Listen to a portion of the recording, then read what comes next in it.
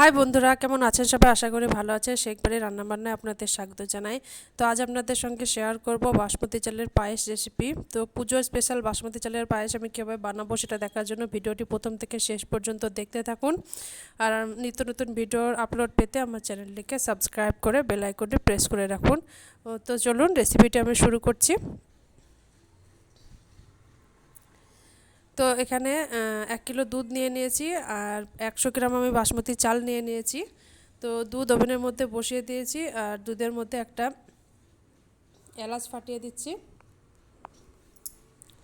তো এলাচটা দেওয়ার পরও দুধটাকে ভালো মতো অনবরত নাড়াচাড়া করে নিচ্ছি আর ফুটে ওঠা পর্যন্ত অপেক্ষা করছি। তো দেখতেই পাচ্ছেন দুধ ফুটে গেছে। তো এই পর্যায়ে বাসমতি চালটা আমি ধুয়ে পরিষ্কার করে নিয়েছি। তো এখন দুধের মধ্যে দিয়ে দিচ্ছি। তো চালটা দেওয়ার পরও ভালো মতো নাড়িয়ে চাড়িয়ে নিচ্ছি। আর পায়েস রান্নার সময় কিন্তু অনবরত নাড়াচাড়া করতে হবে, নাহলে কিন্তু তলায় লেগে যাওয়ার সম্ভাবনা থাকে।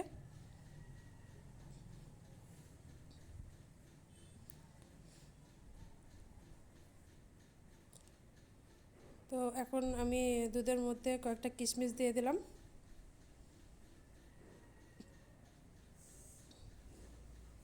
আর কয়েকটা কাজু দিয়ে দিলাম। তো আপনারা চাইলে অন্য কোনো ড্রাই ফ্রুটসও দিতে পারেন, যেমন কাঠবাদাম, পিস্তা বাদাম। তো আমি এখানে কাজু আর কিশমিশ দিয়েই পায়েসটা তৈরি করব। তো কাজু কিশমিশ দেওয়ার পরও ভালো মতো নাড়াচাড়া করে নিচ্ছি।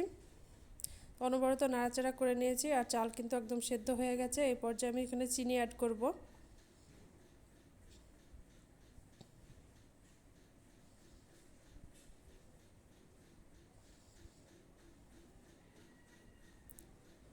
তো চিনিটা এখানে আমি অ্যাড করছি। চিনি কিন্তু আপনারা আপনাদের স্বাদ অনুযায়ী বুঝে দেবেন, কারণ অনেকেই মিষ্টি কম খায় কিংবা অনেকেই মিষ্টি বেশি খায়। তো সেই মতো আপনাদের স্বাদ অনুযায়ী চিনিটা বাড়িয়ে বা কমিয়ে নেবেন। তো চিনিটা দেওয়ার পর আমি অনবরত নাড়াচাড়া করছি।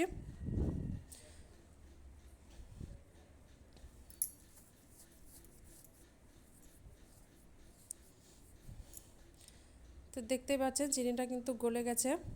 অনবরত নাড়াচাড়া করে আমি রান্না করে নিচ্ছি।